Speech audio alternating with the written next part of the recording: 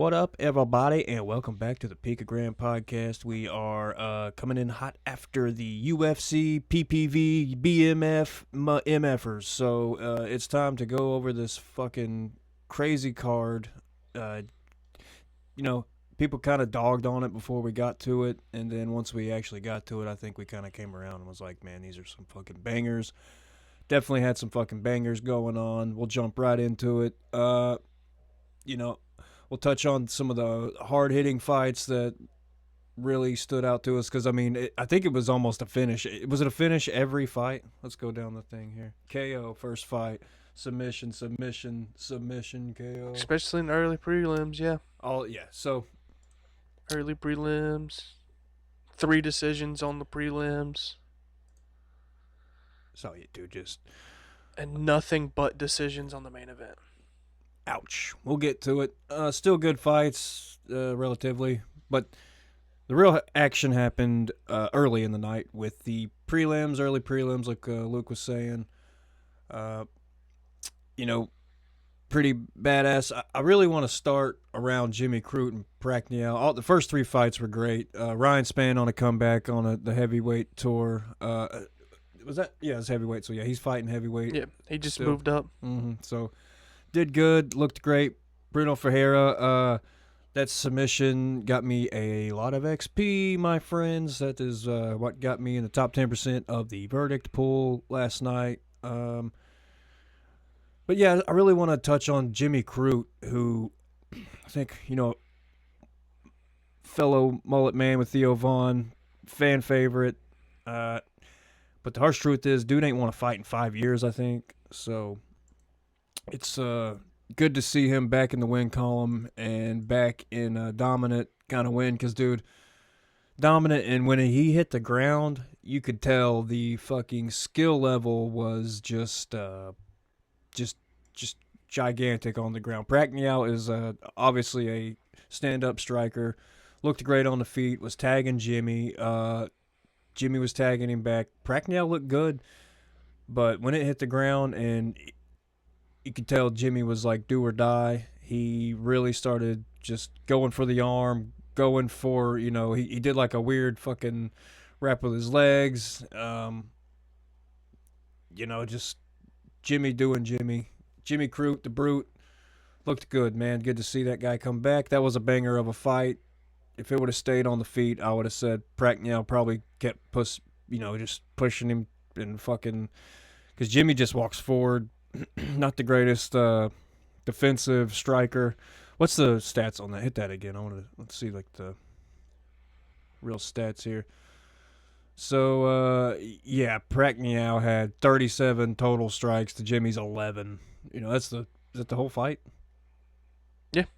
It only lasted 1 round. Yeah, it did. You're right. Yeah. So yeah, 54 to 27 in attempts. So really, Pacquiao's almost putting out twice as much volume on the feet. But what stood out was the 3 takedowns that Jimmy landed and 2 submission attempts, and 1 actually sealed the deal. It was a nasty fucking arm crank. When he actually let go of his arm, I thought he broke his arm because, I mean, it was bent back where his elbow was. It was like hyperextended the other way, so I actually thought he really broke his arm. And when ref raised Jimmy's hand, Pacquiao was not standing there with Jimmy. So that's never a good sign when there's only one guy with the ref when they're calling out the winner. So we'd have to look up and see if he actually broke his arm, but I think he did some real damage. It was not good, dude. He had a fucking over 200-pound man bending it backwards. Shit's gonna tear. Shit's gonna break. To say anything, nearly snaps Marcin Pacquiao's arm. Nah, Pacquiao hasn't came out and said anything. He may be too tough to even say anything. Just, fuck it. No, it doesn't say if he's came out and said he broke it or anything. We might find out in the next couple of days. But we'll move on. Let's go back to the card. Yeah, I don't think he's came out and said anything. Oh, let's talk about this fight. Yes, yeah, definitely. Islam Dulatov and Adam Fugit. So if you don't know who Islam Dulatov is, he is a ex and current fashion model. I think he works for all the fucking brands that Yeah. you would have heard of. Fucking Prada, GQ, Gucci, Versace, all that shit. Look at him all in that fucking. Looks like predators looking at him in that infrared shit. Yeah, this guy is he's fucking good. He'd be easy to make fun of if he sucked at fighting, but he is not. So I'm not gonna make fun of him too much. But yeah, dude's a savage. Striking is top tier, man. You could really tell when he was landing. He's still a little green though. He's making weird like fight IQ mistakes and just you know, there was one time where he's really bad at putting all his weight on his front foot, and Fugit, who's not what I would call a world class striker, was able to pick up on that and kick his leg out from under him and made him fall and made him look a little silly for a moment. But yeah, man, this guy hits hard and he's accurate as shit. Adam went for takedowns, which is a smart play on him to stop this fucking guy. Because I don't know if you noticed, but Dulatov's a big motherfucker for welterweight. He's like 6'3", just big, tall, just straight muscle, too. I mean, it ain't like he's a fucking big oaf. Dude's the big fucking German guy. I mean, I don't know what day he's gonna whoop some asses. You see his record is 12-1. He lost his first fight, I'm pretty sure, and they said he's on this 12-fight winning streak. So he actually lost his debut, and he's won every fight ever since. Pretty sure like that happened to DDP too, or that's happened to a couple people. But sometimes that happens where you just don't know what to expect, or you get kind of rookie moved out or whatever. But he's on a fucking tour, and look at that, dude. All stoppages. He lost his decision fight in 2019, may I add. This is only 6 years ago. This guy made his debut. And from 19 years old. At 19, dude was born in the year 2000. Is that right? No, he's born in 98. He's 26. 98. Okay, so yeah. He's 20. Yeah, finishes every time. I mean, just yeah, I'm just rambling and going in circles here. Dude's badass. You'll definitely see more of him. You'll definitely see him have a bump up in competition, and I'm kind of excited to see what he does next. He trains at ATT in Florida, so he's getting real coaching, real advice, getting the rub from real champions. Yeah, kicks ass, and he's it's all first round stoppages. I mean, I see 1-2 in there. He's got 1 second round stoppage, but other than that, dude, it's just 1-1-1-1 finish. Bad MFer. Maybe he should have been fighting for the BMF. Has some good submissions too. Yeah. Ain't just a stand-up guy. No, he's well-rounded. And what's funny is he's got a brother too that fights that he says is probably the best out of their whole little group there. So we'll see how that plays out if we see his brother. I don't think his brother's in the UFC yet, but the way he talks about him, it's probably just a matter of time. Seen a photo of them. Goddamn Versace model. What the There hell? he is. Who would have thought? Karim. Oh, dude, his brother's fucking huge too. Smash Bros is what they go by. Like it. Yeah, we'll see more of those dudes. That was his brother. All right, and that was just early prelims. So we'll get on to what they call the actual prelims here. I'll touch on these. Atiba Gutierrez and Robert Valentin. Seen that one coming. I referred to Atiba as a smaller Francis, kind of just built. He's built like him, from Cameroon, fights like him. They made that comparison last night. So that's kind of where we're at on that guy. 8-1. Robert Valentine's kind of had not had a great run in the UFC. Big, Valentine, I remember him on the Ultimate Fighter. He came in, scared the shit out of everybody just because he's such an intense guy. He's kind of like a less goofy Yuri Prochazka or some shit. I mean, he's just he's an intense guy, but doesn't always translate to, being the world's best martial artist, I guess. I don't know. But he's had a rough run in the UFC. Don't think he's won a fight in the UFC. I think he's just got that look, and he does bring it. It's not like he's in there pussyfooting around. He's he's fucking fighting, but it's not going his way. They got Marvin Vettori and Robert Valentine's MMA profile, which good for him. Honestly, I'd probably go with that. 0-2 in the UFC. I'd probably not want my picture on there either, to be honest. It's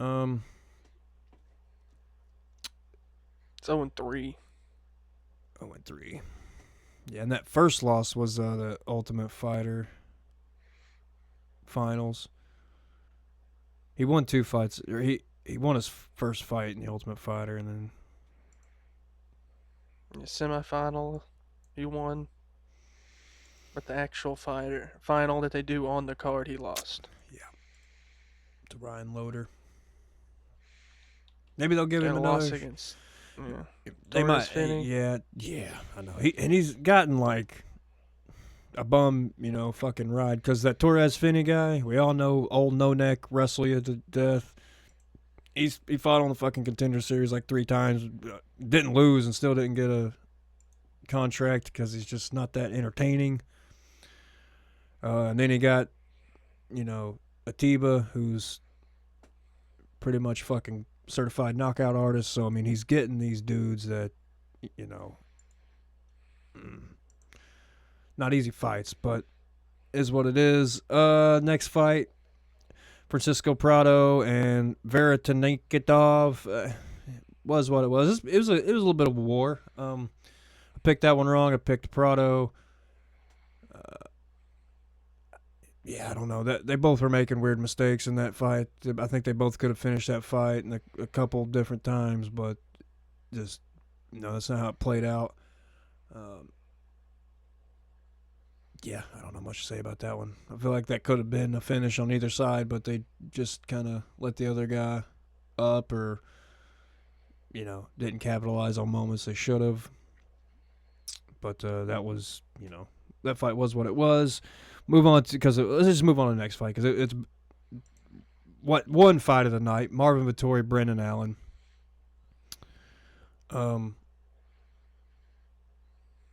Yeah, we all love Marvin Vettori. He's had a rough year, passing up his brother. He's kind of been on a losing streak. Not on a losing streak, but he's not. I think he won his last one. I can't remember who he fought. I think he fought like Roman Dolidze or some shit and won, but he lost. He lost. Okay, so yeah, a decision. Yeah, so he's, he. It's not like he's getting knocked out. He's just losing these decisions. Yeah.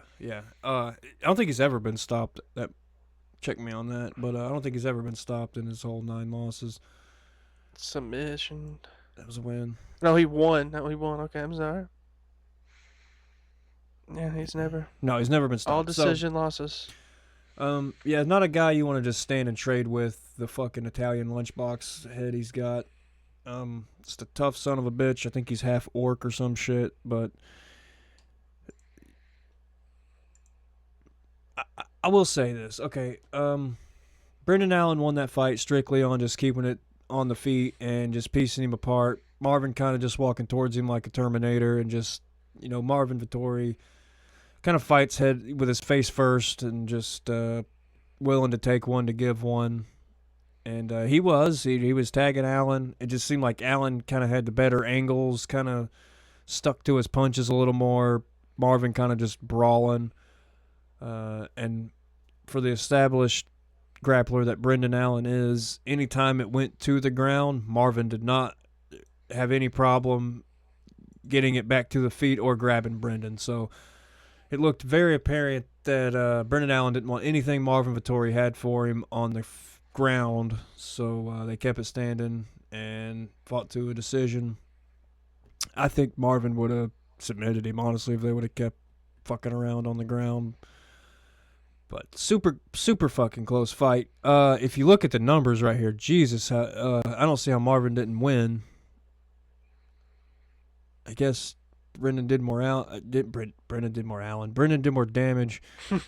Brendan definitely did more Allen. Marvin did more Vittori. That's probably what got him the win right there. The takedowns. Takedowns. Yeah. Which, like I said, even when he would take Marvin down, he would let him up because Marvin would end up wrapping up on him, or Marvin ended up on top a time or two. But Marvin had 115 out of 262 strikes, and Brendan Allen had 119 out of 233. So he technically had better percentages, even though Marvin threw more. So, yeah, super close fight. One fight of the night. I don't know if you, but Brendan Allen's from Louisiana or around that area. He said he lived like 20 minutes from the fucking arena. 45. Yeah, so he's from there. So, yeah, we feel for Marvin Vittori, the passing of his brother. You kind of was wanting him to win, I guess. I don't know. It's a sport, so you kind of just don't, can't really want something into happening. But Marvin showed up. Marvin put in the work. It just wasn't his night.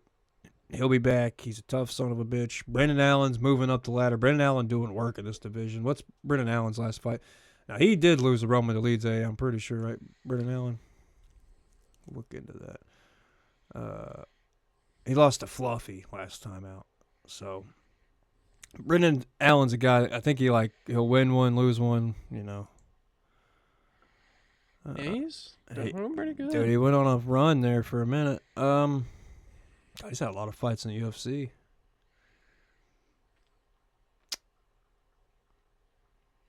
Yeah. Lost to Amavov, lost to Fluffy. 2 in a row. That's kind of what threw him back on the big trajectory he had, dude. I mean, look at those wins. He's got Sam Alvey, Mal Kuhn, Christoph Jotko, Andre Muniz, Bruno Silva, Paul Craig, and then Chris Curtis all in a row. Boom, boom, boom. 1, 2, 3, 4, 5 submissions at all those. So, I mean, like I said, he is a grappling expert, which goes to show you how good Marvin Vittori is, that he didn't want to really fuck with him on the ground. So, respect. Demier, he lost to Fluffy in LFA for a title. Crazy. And then lost to him again in the UFC. Lost to Sean Strickland in the UFC. And he's lost to Chris Curtis, but he also came back and beat Chris Curtis, so got that one back. Brendan Allen's a good guy. We all like Brendan Allen. Family man. Rings it every time. He's a smart guy. Smart, he's got high fight IQ. He knew that Marvin's strong on the ground. Noticed that he could, pepper up Vittori and do work, and he did. He beat him on the numbers, so good fight. Yeah, we'll move on. One fight of the night. Kyler Phillips, Oliveira, bantamweight fight to decision. Oliveira's good, dude. He kicks hard. He looks, like he's probably gonna do some fucking damage. He's 23-3. So I mean, he's definitely very familiar with winning. Kyler Phillips is good, but I think we're going to see Oliveira get a huge bump up in competition. I'm thinking like top 10 next. He's got a win over Saeed Nurmagomedov now. I mean, he just, Kyler Phillips. He's got a win over Ricky Simone. These are big. These are names. These are contenders. We're talking here. So I'm thinking he's ready for actual ranked guy. Yeah, look at that guy. Kicks hard. I mean, this dude hits hard. He's got 4 fights in the UFC, and he's already, we're talking about him. So, yeah, I'd say we'll see more of Oliveira. All right.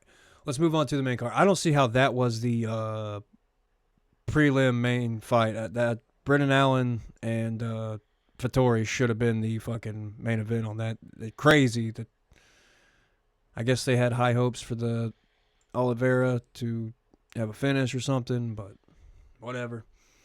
Move on to the main card, starting off with Michael Johnson and Daniel Zellhuber. Okay, so Michael Johnson, bro,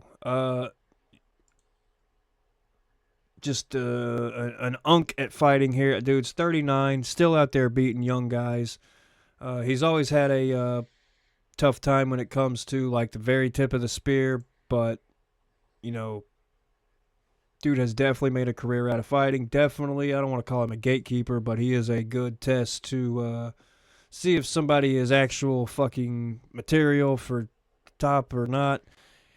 And I think he kind of fraud. I don't know if you would call it a fraud check on Zellhuber, because Zellhuber looked good. Zellhuber, I mean, dude, when he kicked him in the stomach, Zellhuber's kicks, I just want to say, are great. He looks like a bigger Yair Rodriguez or something. When he kicks you, you fucking know it. It definitely hurt. Anthony Johnson, oh my God. R.I.P. Rest in peace. Michael Johnson, when he kicked Michael Johnson, he definitely felt it. He blocked it a lot with his forearms, but, I mean, I bet you Michael Johnson's arms today are, he can't move them. I bet, because he took so many kicks to the fucking arms, took so many kicks to the fucking stomach. He would kick him, and then, I mean, it would just be like a explosion of sweat popping off of him. Yeah, Zellhuber's good, dude. He's got a little ways to go. He's pretty young. I mean, he's 26, so yeah, dude, he's got some growing to do. Michael Johnson still got it. He'll fight you like an unk at the barbecue. He straight hands, hand speed still there. You know, when we talk about him, we always talk about the knockout of Dustin Poirier, you know, the win over Edson Barboza, win over Melvin Goulart. He has moments, dude. And when he shows up and then you don't show up, it's going to be a long fucking night. So, he's got a win over Tony Ferguson. Back when Tony Ferguson, you know, wasn't on a fucking 19-fight losing streak. Yeah, been in the UFC since 2010. 15 fucking years this guy's been in just the UFC, not just MMA fighting, but that's insane, dude. And the fact that he's still going out there and fucking piecing these kids apart, taking home wins, talking shit, and he's like very old school style. I mean, all he really does is straight boxing, and he's got good takedown defense. You can tell he wrestles a little bit. He's got good takedown defense. He'll always try to stand with you. It ain't like he's going to try to take somebody down and submission them or, you know, anything like that. He is straight going to try to knock you out every time. Sometimes it works. And then sometimes he gets kicked in the stomach 3-4 times. So he won that fight. He is definitely sore today. What was the numbers on that fight? Let's go back to that fight real quick. Yeah, Zellhuber was just right there with him. Total of strikes from Michael Johnson was 81 out of 196. Zellhuber 152 out of 182. Michael shot for one takedown, didn't get it. Yeah, man, he did good. You know, he held his own in there. Zellhuber, we'll see him back. He needs to probably work on like capitalizing on moments, because he had moments where he hurt Johnson and opened him up, but didn't. He stayed a little too patient. But yeah, that fight just kind of was what it was. Old man doing work. We'll move on. What's the next fight we got here? Danny Gay and Pitbull. What to say about this fight? I think we kind of got the Pitbull we were advertised. I feel like that's what that Yair Rodriguez fight probably should have looked like. Danny Gay doesn't suck, so I mean, it wasn't like he, you know, totally got the shit beat out of him. I think the biggest outlier was the grappling, and Dan Igue's good at grappling, but yeah, I think it was just control time because significant strikes. Ige had 47 out of 124 with Pitbull at 55 out of 97. Ige threw a total of more strikes. Pitbull landed more strikes. So it was kind of like I guess a skill issue, if you want to say that. Pitbull's got, more fights than him. World champion caliber. Even if you want to say it was, Bellator or whatever. Dude's got the experience. Dude's had hard fights. Dude knows what he's doing. Dude is getting old, though. How old is Pitbull now at this point? Late 30s. Got to be late 30s, right? Let's check that out. He is 38 motherfucking years old. So he is another Michael Johnson out there. Yeah, that pulls him closer to the top. Whether he ever gets a featherweight title shot is to be determined. Him versus Volk would be fun. I will say that, just to see the stylistic kind of thing going on, because it's going to be him definitely trying to wrestle Volk if that ever happened, but I don't think he's going to have any success against the Volk man, to be honest. But yeah, where's that at there? Okay. Where were they at? Okay. Yeah, 29-28 across the board. 29-28. 29-28, yeah. 29-28. Which I agree with. Can you say? Back and forth. Very similar sizes, styles. It's just Pitbull kind of just was more on it. Got Sal D'Amato. Actually scored it right. He scored it the same as everybody else. Oddly tonight, he scored it pretty good. Our old friend of the podcast. Our number one fan, some people say. Yeah. Or at least we're his number one fan. I am Sal D'Amato's number one fan. I run the D'Amato fan club if you want to join.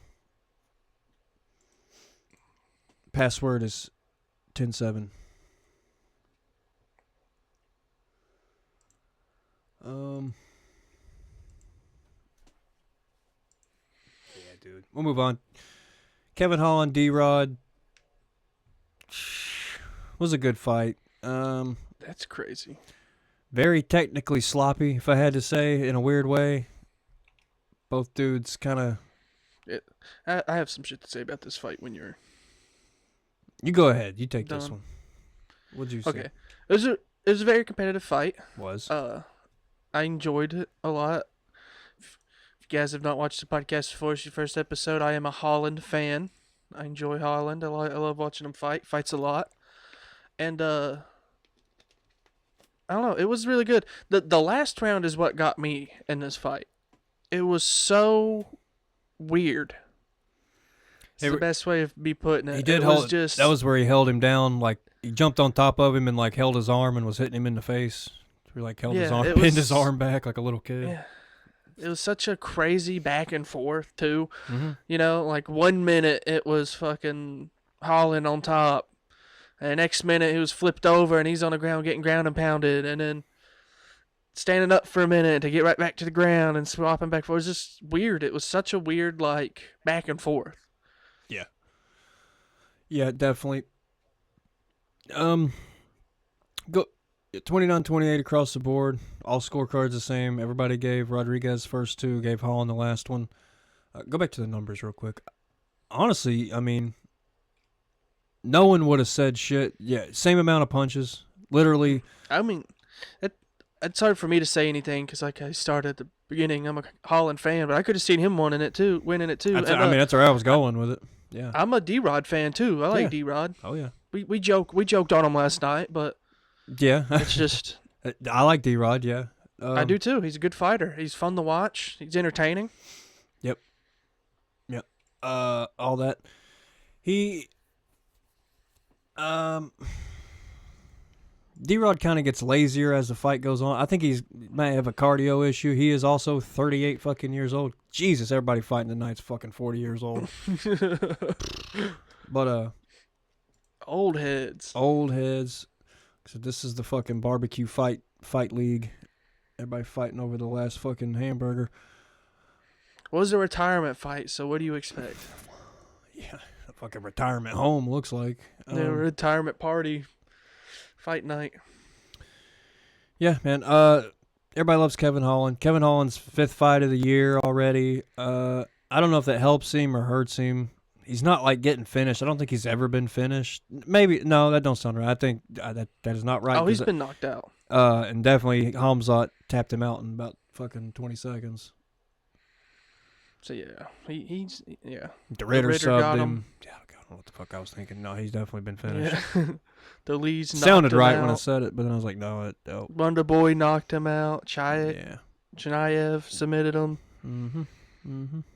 Yeah, I know what you mean. Brendan Allen submitted him. God, look at all those fucking. Look at all those fights, just UFC, dude. And it's crazy, all of them too, because he's.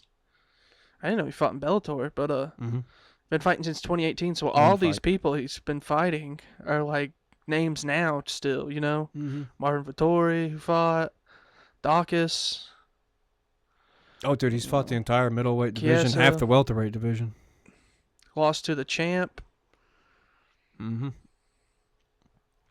When he's like, when he's on and he's focused, dude, he could. I've said this before, and I'll probably say it every time we talk about Kevin Holland, but if he would just try a little fucking harder, he would be the world fucking champion. I mean, but it's like he don't care. He wants to, you know, we talk about this too. I've said it, you've said it. When he fights someone who's a specialist, for whatever reason, he doesn't try to use the brain of a mixed martial artist and do the opposite of what the specialist is doing. He tries to match them and beat them at their own game. And rarely does that fucking work. Yeah, we said that last night. Oh, that's what I said last night. Was it's just he matches up with somebody, sees what they're good at, and says, "I'm gonna beat you at that." It's not, "I see your weakness, let me exploit it." It says, "I see your weakness, so let me do the opposite." Or he sees a you're not good at strength, ground? and he wants to be like, "I'm better." He wants to knock out the greatest strikers in the division. He tries to grapple with the greatest grapplers. Yeah, he just needs to, I don't know. Here, this is me giving Kevin Holland fucking advice like I have any fucking dog in the race or any expertise, but literally needs to game plan a little better, dude, and just fucking pick your fights. I know you're not the type of guy to pick fights. Slow down a little bit. Don't fight 5 times the fucking year. Because, dude, when you start winning, you'll start climbing, and you're a fucking name, and you know people like you, so you could fast track to a fucking title or, you know, really big fights. But you gotta win, dude. Gotta win. Next up, Paulo Costa Kopylov. Another good fight. Was a relatively good fight. I liked it. Really was just Costa beating the fuck out of Roman Kopylov. I mean, honestly, just 102 strikes landed to 42 strikes landed. I thought Kopylov would have held his own a little bit better. I mean, Costa was the one that shot for takedowns. He landed more SIG strikes. He landed more total strikes. Looked, you know, honestly more tired and doing better. I don't know how you do that, but he looked like old Paulo Costa. We needed that. Paulo Costa needed that. Like I said, I kind of expected more from Roman Kopylov, but you don't really know what to expect when these dudes are fighting, you know, on the come up. Paulo Costa is pretty tip of the spear. I mean, you know, he's had his losses, but he's only losing to the best dudes in the division.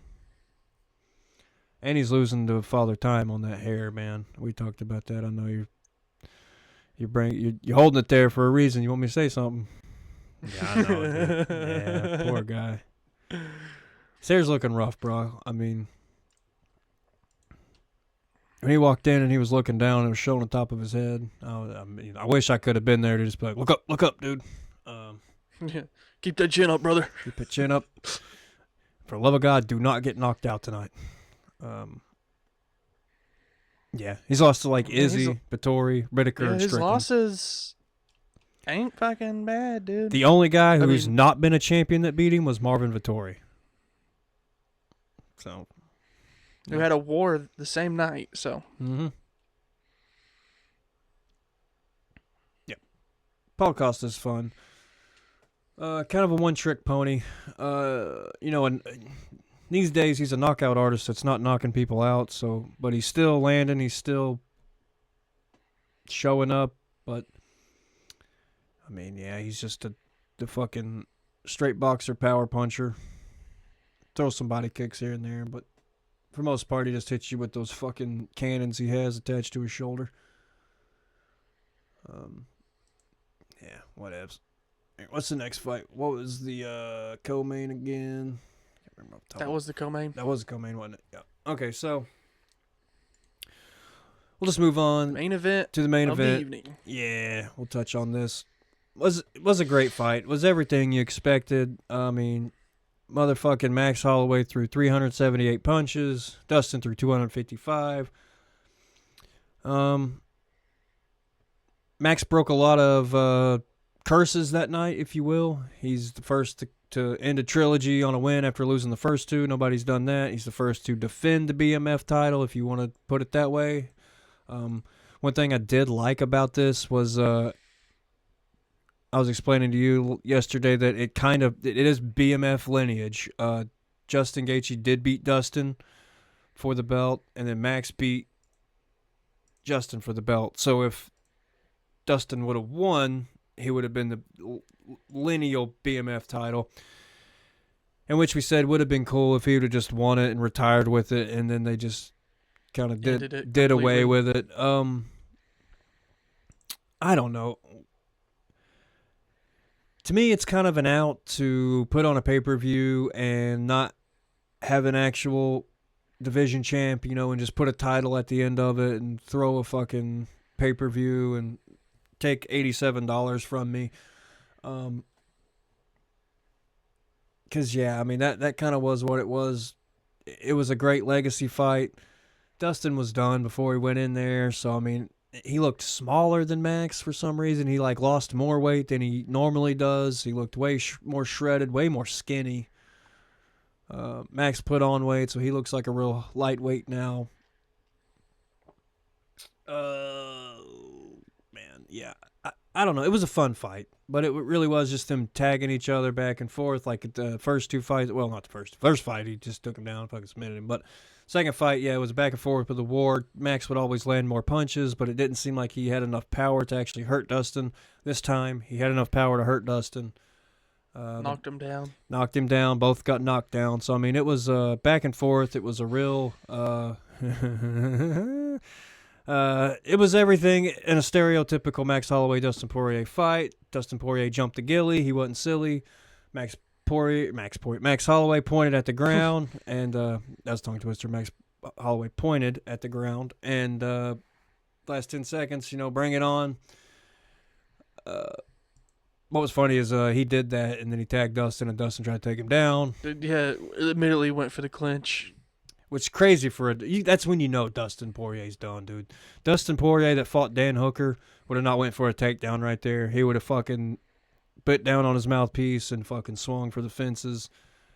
You can tell, like I said, Poirier's done. He's made his money. He's not got that fight in him like like the young and the hungry guys do, which is great. That's how you want to end your career. You don't want to go out, getting knocked out 5 times in a row, and you're just doing it to pay your bills. Poirier's made a brand of himself. He's made a name. He's done great things in the sport. Everybody loves him, and he's still a badass. He's not going out looking weak or like a fucking shell of himself. He went out on a loss, but he went out on like a hard, fought fucking war. Not like he got KO'd in there. he helped push Max up a little higher because it looked great. Now they're talking Max against Taporia again for the BMF and lightweight title. Wouldn't hate to see it, I don't guess. I mean, the first fight was not competitive, but different circumstances, just as this fight had different circumstances.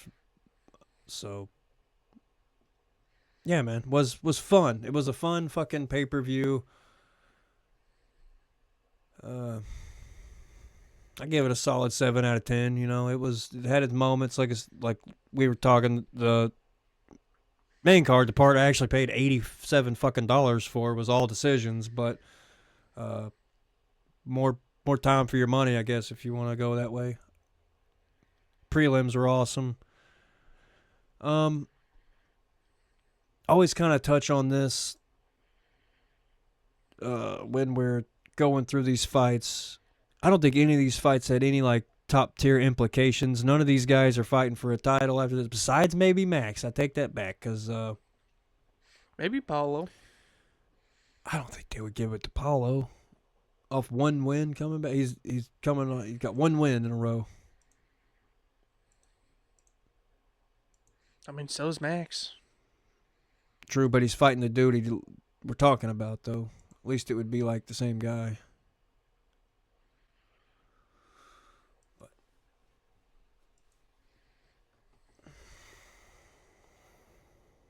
They may give it to him just strictly on fan favoritism. But no, I wouldn't say. There's so many more people in the middleweight division. Solid card. I mean, we'll leave it there. I think that was a pretty good fly through of it. I'm going to say, since we're done, but still on the top of the main event, we can talk about this chart that someone made on Reddit. Yeah. Okay, yeah. This is every single... They say every single fighter, but there's just a big black blob here. Which if they were standing out, you would see them, so... Yeah. This is their significant strikes landed, and then their differential landed or / absorbed, and there's just all these names branching out, and then Max Holloway all the way up here. Which we would come to imagine. Dude just throws hands. I mean, he's a non-stop punching machine. 1-2, 1-2, 1-2. He's like a rock'em sock'em. He is in a literal league of his own. I mean, he's just up there by himself, and I don't think it's going to take a special guy to fucking beat that or come close to that, because guys are getting better, but the guys around him are only getting better, so there's going to be more equal competition. He just shot out, and just there's something about his hands that, and his head movement. He can get in a pocket. He's a tall featherweight. That's always helped him. He's almost 6 foot tall for a featherweight, so he's always had the head movement and the fucking, like I said, just the 1-2. And he's one that don't care to eat a couple to give a couple. His really only weakness is leg kicks, and that's what fucking Volk has won all 3 fights on, is leg kicks. He stands straight up and down like a tree, and he's all weight on his feet, so he's just easy to kick his legs out from under him, and I think that's the only thing that can really stop a Max Holloway. That's historically speaking, too, that is. But, yeah, this is a cool chart. If you want to see it, it's called Max Holloway and Every Other UFC Fighter Ever. And it's based on significant landed and absorbed. So, I mean, yeah. Just crazy when I seen it. I gotta bring it up. Yeah, he's up in the corner. Okay. You got any more? Far up in the, yeah, no, but nowhere close, dude. I think he's 1,000 or, let's see, he is literally, yeah, he's over 1,000 more punches than the guy it's next up, which would be Strickland or that Hill. Which that could be Angela Hill. Who knows if that's Jamal Hill or Angela Hill. To be honest. You're not wrong. I seen that too. I seen Diaz over here. And was which Diaz? Probably Nate, because Nick didn't have too many UFC fights. He's only had 6 UFC fights. So, yeah. All right, you got any more topics you want to touch on? I got a few here before we wrap up. I think when we talked before, you got the other ones I was going to talk about, so we'll just let you have your moment. Yo, fucking. Well, it ain't really my moment. We'll give it to Mr. Dana White for being a real G and shooting down John Jones for saying he wants to come and be on the White House card, and said that he wouldn't take a risk with John Jones like that. Yeah. Well, he's still speaking ambiguously, where he's like, I don't know. You know, like it didn't seem like he fully took it off the table, but he was like implying that it's not going to happen because of his legal problems. I think he pretty much said no, because he said that he didn't want to take a risk on John Jones fucking it up, which I would imagine he would have to. It wouldn't even be like his legal shit. It would probably be like the drug test aspect of it, because he has ruined some cards. He's had to shift some shit around. He's definitely failed some drug tests over and over. Type in denies John Jones or something like that. Dana White denies John Jones. Yeah. Just pretty much, yeah, said no. And then John came out and said that he heard that, and it pretty much hurt his feelings. He said that fighting for his country at the White House would be something that he would wake up for in the morning, and just inspire him, if you will. Said he would fight whoever has the belt.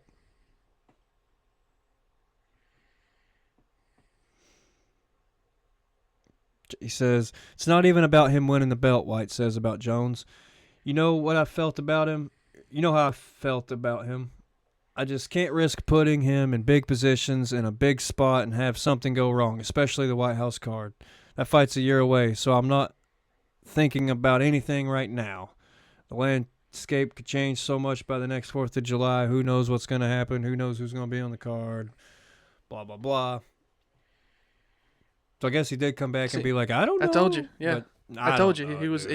He was like tiptoeing around it, where he's like, I'm not sure. This could still just be Dana trying to play us, And then when the card's announced, it's like, it's John Jones versus Tom Aspinall. Just to promote it, Could be. Yeah. Does he deserve it? What do you think? No, God, no. But, yeah, he don't deserve it at all because of what he done to hold up the division and all this other shit just to retire anyway. Because there's an interviewer, fight the champ. The interview that asked him definitely brought up right after, what if he wins the belt again? Yeah. Then what? You're going to hold up the division again for another 3 fucking years for no reason? So, I mean, no, I think if he wants to fight, give him somebody that's not the champion. Don't give him a fucking title fight. Give him, I don't know who you'd give him. Who cares?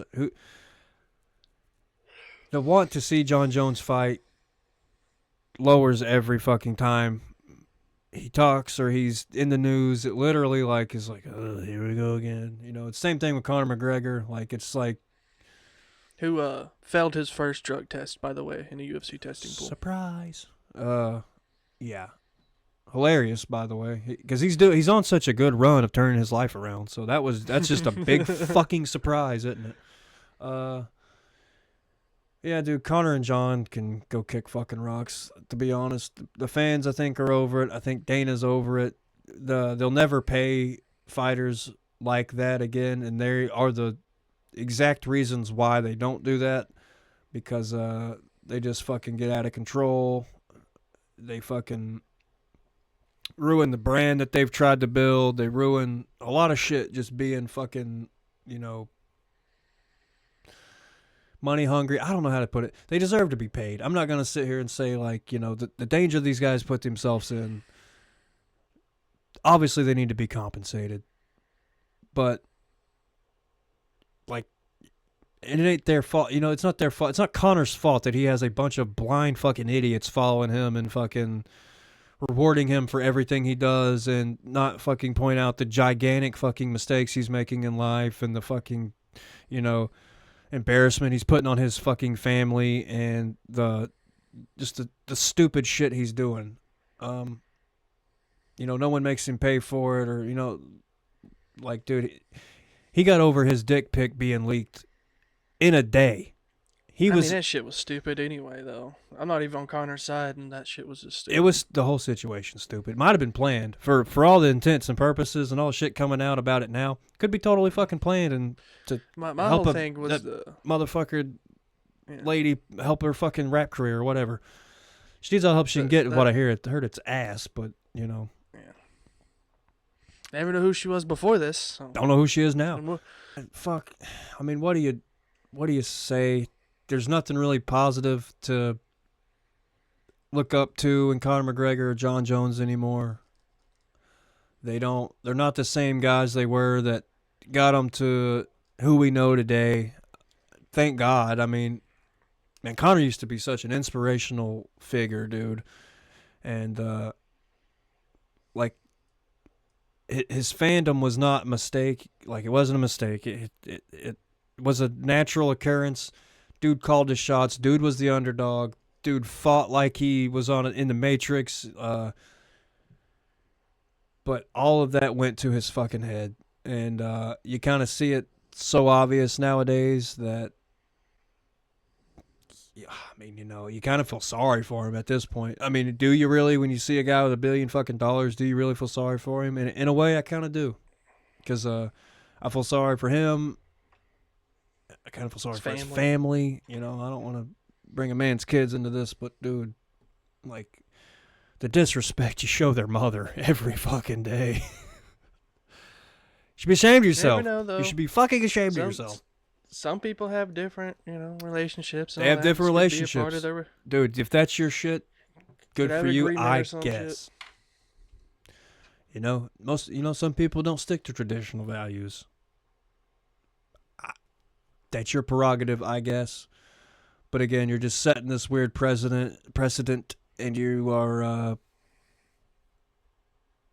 don't know, dude. And when you're famous about it, like, again, you have a family to, like, that. You're the face of your family, dude. So now your kid's gonna have to go to some private school and be like, hey, your dad sent a dick pic to that crazy bitch that bulled her cat on Instagram. Like, that's who you're fucking known as. You're erasing the greatness that you had with the dumbness that you're fucking doing now. If that makes any sense. Yeah, I mean, exactly. Tarnishing your legacy would be an easier way to put it. That's been said before. We'll say that. But anyway, we'll move on. Sorry about the Conor McGregor rant. Just a major letdown if you're a Conor McGregor fan. Or not. Maybe, maybe this is who you always saw him as, and you're into this shit, and you like the fucking evil villain, Conor McGregor, cokehead. Couldn't win a fight if he fucking paid a motherfucker. So, is what it is. We'll move on. You're going to love this next guy. Have you ever heard of Derek Moneyberg? No. Look him up. Let's look him up here real quick. Just Google him. Derek Moneyberg, real guy. I think he has a podcast. I've never heard of this guy until recently. That might bring it up. Literally Moneyberg, yeah. YB, here he is. Just look up a picture of him. Okay, so this guy. Oh, Jesus. That's him, yeah, that's him right there. See him standing there with Gilbert Burns with that t-shirt on? That cool-ass t-shirt, bro, with the big fucking gold circle on it. Okay, the reason this guy has been circulating through the news here recently is he's actually a godsend to the BJJ community. Can you believe it? Look at that guy. Do you see the god standing in front of you? This guy got his black belt in 3.5 years. Quicker than BJ Penn, the prodigy. So we're actually lucky to know about this guy. Super rich, if you can't tell. Look at the Rolls Royce he's leaning on. Yeah, dude, see him with Jake Shields. Okay, see him down here with, go down to that picture, down one more row to the left. Right, one more to the left, right there. That guy right there. Okay, click that picture. This is a picture that's been circulating the fucking web. It's even cut out a few people, but it's him standing there. There's fucking Jake Shields to his left. He's got Lyoto Machida to his right. If this picture was even further, you'd see Glover Teixeira standing on the other side of Lyoto, and there's somebody else on the fucking other end. Oh, Frank Mir. There's that full picture. So that guy got his black belt in 3.5 years. Right? Never competed. The McDojo era of BJJ is upon us. I don't know what I'm trying to get at here. Guy bought his fucking black belt. He's getting privates from these guys. They're building his fucking head up. They gave him a fucking black belt, so they probably don't have to deal with his ass anymore. I don't know. But I just think it's kind of funny that this guy is the best fucking jiu-jitsu artist on the planet, and we've never heard of him. And look at them all wearing his shirt. How much you think he paid all them to wear that fucking t-shirt? I know he's a wealth coach, so that's even funnier. So if you just put your... Oh, yeah, look at this, dude. Brendan Shaw was talking about this. Go to that picture of him rolling right there with that woman. Over right there. He's wearing fucking socks. He's wearing, like, dress socks on the mat. And you can just... Dude, you can tell by looking at... The weight's off. He's not... That's like a fake picture he's got. That's not a real leg lock.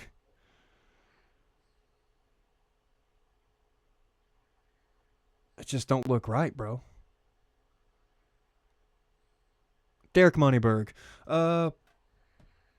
Yeah, I mean, I just wanted to bring that to your attention. If you had never heard of this guy, you should probably look into him. Because he is the greatest thing to ever grace it. I love this photo. Looks like fucking Gene Simmons, dude. This looks like a Danny McBride sketch. The Righteous Moneyberg. Yeah, dude. Look at that, dude. It looks like a 3-6 Mafia album cover. Hypnotize minds, baby. Look at that, man. Hell to the fuck yes. 10 Commandments of Wealth. Does he think that we're stupid or something? I mean, does he literally think we're fucking stupid? That's not a good look, dude. Okay, here's the realistics of this. You look like a fucking moron. So if you were a guy that good at jiu-jitsu, be the best fucking purple and brown belt on the planet for 10 years and then get your black belt. Don't even tell people you're a fucking black belt doing it 3.5 years in because you look like a fucking moron.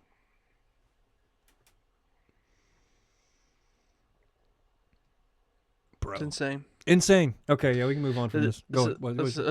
One thing I was going to say is funny is all of his payment plans down here for his wealth coaching. It's just, here's all the crypto at the bottom here. Oh, dude, you can pay him in Dogecoin for wealth classes. Pay him in fucking Dogecoin.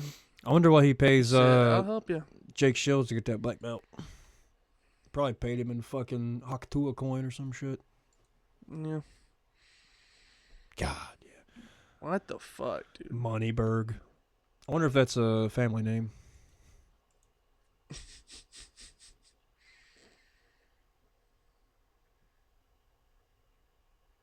Oh, he says that he was financially supporting the BJJ community, and he rage quitted after they turned on him after he got his black belt. This is his official store. Fuck yeah. He's got Carlos Esparza. No, that's Claudia Gadelia, but close. Claudia Gadelia, yeah. She's been retired. Yeah, she's been retired. It was a good pull. You did good. Holy shit. $2,400. $3,000 for his class. I'm not gonna lie, I do want this. You almost want that shirt, don't you? You almost want that. This is some drip, dude. I would wear it, ironically, to be honest, if I had that, dude. You'd see me pull up in the UFC wearing Choose to Conquer. The guy's inspiring, bro. I mean, when he puts his mind to something, bro. Clearly he gets it. Clearly he gets it. Now, don't ask him to compete. Look at him sitting there with Horace Gracie.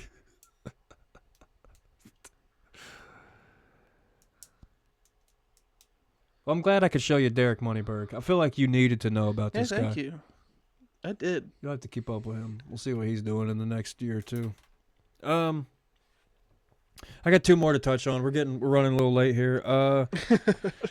I knew Moneyberg was gonna take up some time. I knew you were gonna love that guy. Oh, dude. I'd never heard of him until his recent belt promotion in No, I've the world of never BJJ. heard of any of this conspiracy. Never heard of this. Never heard of him. So I'm glad you brought it to my attention.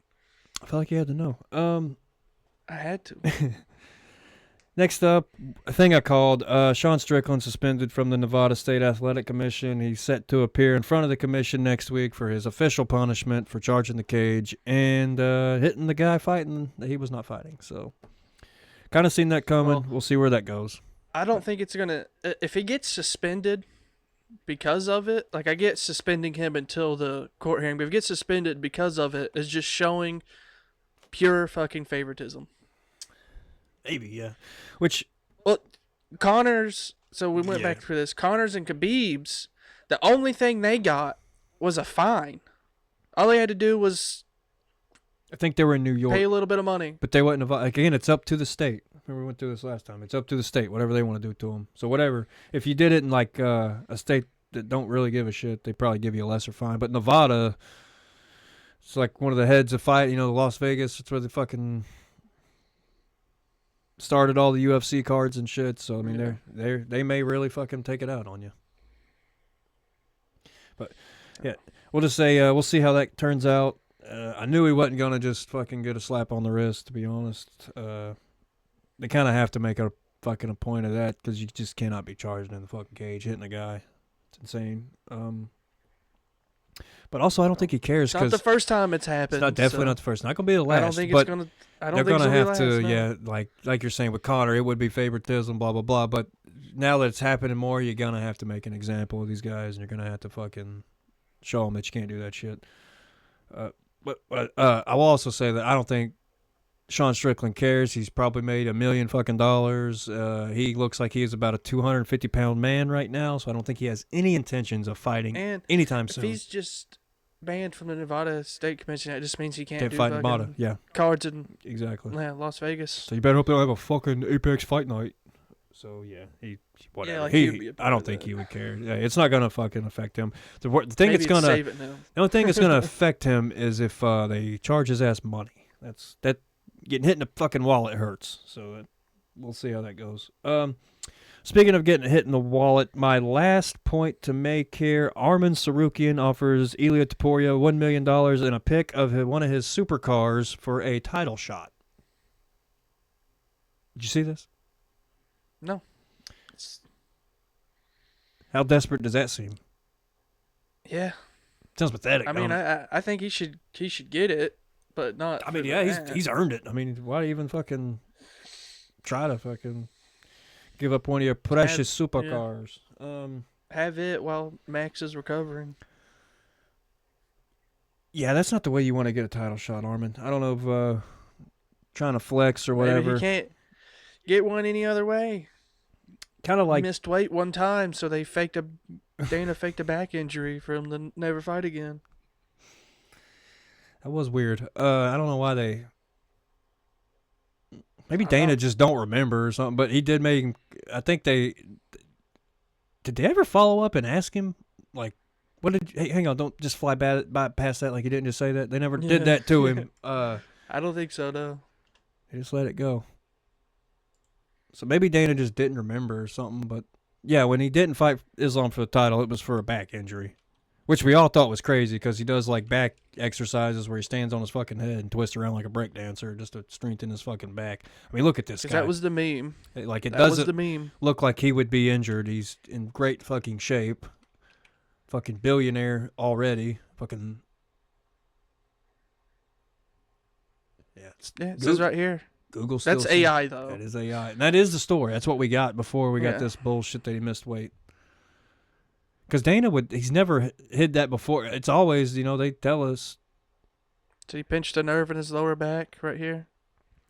So maybe they're at a point in time in the UFC where it's better to just say, fuck this guy not being. Because if he would have won and not won the title, like it would have been a weird situation. What do? Do you give it back to Islam? Like, what's the you got a guy who beat the champion, and now like he's walking around without the belt, and the guy who lost still walking around with the belt. It's a weird situation, so I kind of get it that it may be easier just to say, "Fuck off, we'll get another guy who can make weight," and don't ever fucking do this again. It's pretty much how they put that. So it might have just been easier to just lie and say he didn't miss weight. Yeah, there's that fucking him on his. Motherfucker looks like he's doing a scorpion on purpose. Or maybe he did fuck his back up, and like I said, Dana just forgot. Dana forgets. Who knows? He's got a lot of shit going on. He's got a lot of power slap up in his brain, so he's not got a hard drive space for the fucking UFC anymore. But yeah. Anyway, either way, that's lame. If you won the fucking title over buying it for $1 million, you a fucking nerd, dude. Well, was it a bet? Because they both got millions of dollars in supercars. So is it like if you give me the title shot and you win, you get it? Look it up. I don't remember. I think it was he just straight up offered him $1 million. If this was just a fucking meme, I'm going to be pissed that I brought this up.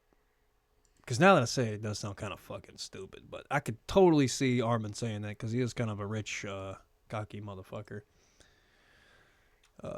Yeah, type in offers Taporia $1 million. $1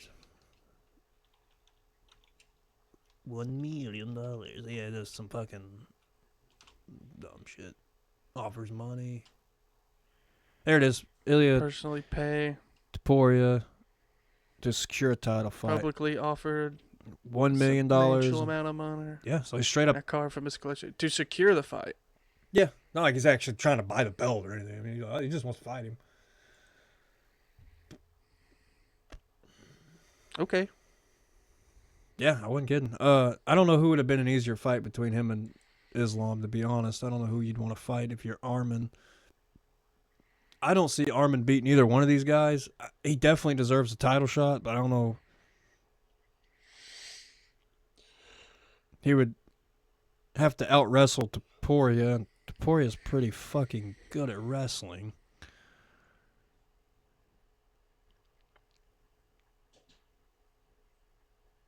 Willingness to put money where his mouth is to make the fight happen. The offer is seen as an attempt to pressure Taporia into accepting the fight, which I don't think he needs fucking... I didn't hear about this at all either. So if it was me, I would just say, okay, give me $1 million fucking dollars, because Armin's next in line anyway. Who else would you give the fucking lightweight title fight to? Justin Gaethje crying about fucking getting a title shot over a loss? No, he just beat Fiziev. I ain't gonna say it. Yeah, he lost to Max, beat Fiziev. For the second time. He'd already beat Fiziev, so I don't know if it's impressive or not, to be honest, but there's literally no one else but Armin Sarukian. So I'd take him up on his offer, take a shit, and then say, okay, you're next. And then be next anyway, dumbass. Yeah, whatever. I think it's been a full episode. We kind of flew right by the timer there. Been a good one. Rambled on about fucking Moneybergs and fucking John Joneses. But great card. Yeah. On to the next one. If you listen this far into the podcast, as always, we appreciate it, and we thank you very much. And I'm Nick, that's Luke. Until next time, adios, motherfuckers. It was non-intentional use.